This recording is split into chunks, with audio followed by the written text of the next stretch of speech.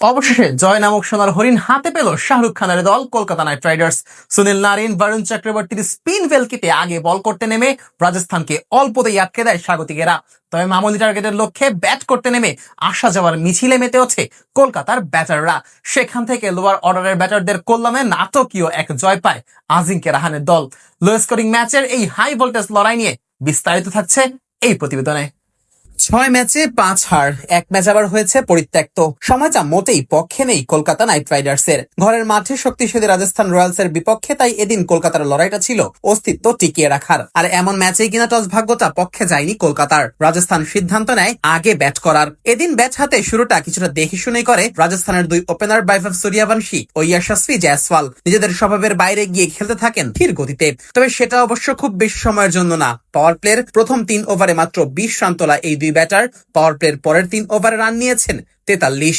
অর্থাৎ পাওয়ার প্লেতেই রাজস্থানের সংগ্রহ গিয়ে দাঁড়ায় বিনা উইকেটে 63 রান। জয়সওয়াল এদিন কিছুটা স্লো ক্রিকেট খেললেও সূর্যবংশী ছিলেন যথারীতি আগ্রাসী। 6টি 4 ও 2টি ছক্কায় আবারও বড় ইনিংসের আভাস দিচ্ছিলেন মাত্র 15 বছর বয়সী এই ব্যাটার। তবে ইনিংসের 9ম ওভারে ফিরে যান এই ব্যাটার। বরুণ চক্রবর্তীর বলে বড় শট খেলতে গিয়ে রামানদীপের হাতে ধরা পড়েন সূর্যবংশী।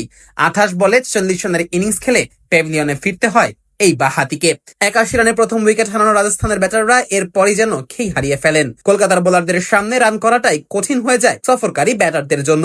নিজের দ্বিতীয় ওভারে এসে ধ্রুব জুরেলকেও ফেরান বরুণ। 7 বলে মাত্র 5 রান করে স্ট্যাম্পিং এর শিকার হন এই ব্যাটার। জয়সওয়ালও বিদায় নেন সুনীল নারায়ণের ফাঁদে পড়ে। 29 বলে 39 রান করা এই ব্যাটার ফিরেছেন আজিঙ্কে রাহানের দারুণ এক ক্যাচে।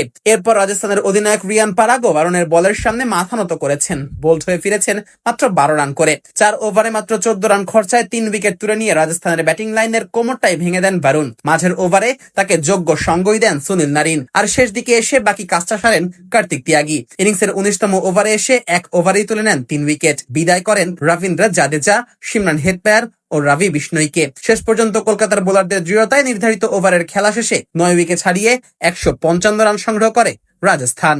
স্বল্প লক্ষ্যের সামনে খেলতে নেমে প্রথম বলেই উইকেট হারায় কলকাতা। জোফ্রা আর্চারের বলে গোল্ডেন ডাক মেরে বিদায় নেন টিম সেইফার্ট। পরের ওভারে ফিরেছেন আজিঙ্কে রাহানেও। বার্গারের বলে তিনিও ফিরেছেন রানের খাতা খোলার আগেই। এরপর অবশ্য ক্যামেরুন গ্রিন লড়াই করার চেষ্টা করেন।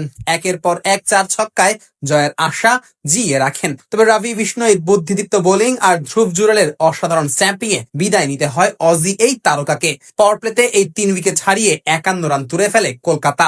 7ম ওভারের শেষ বলে ফিরেছেন রাঘুবংশীও। জাদেজার বলে এলবিডব্লিউর ফাঁদে পড়ে বিদায় নিয়েছেন এই ব্যাটার। রহমান পাওয়েল কিছুটা আশা জাগালেও তিনিও ফিরে যান জাদেজার দ্বিতীয় শিকার হয়ে। এরপর দলের ত্রাতা হয়ে আসেন লোয়ার মিডল অর্ডারের ব্যাটাররা। তাদের কল্যাণেই শেষ পর্যন্ত আসরে নিজেদের প্রথম জয়ের স্বাদ নিয়ে মাঠ ছাড়ে কলকাতা।